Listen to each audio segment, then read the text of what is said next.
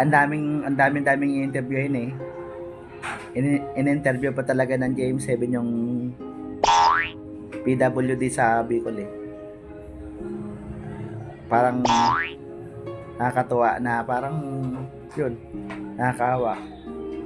Sabi ng JM7 eh, ano po bang masasabi ninyo sa sa kalagayan nyo rito?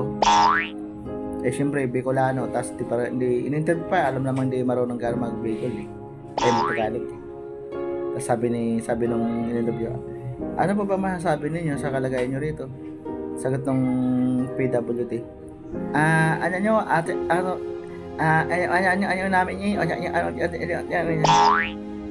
katabi ko, maintindihan ko ano sinabi, tinanong pa talaga kung ano daw yun. Ano daw yun? Basahin. Tapos, sagot ko sa kanya, ewan ko, hindi naman ako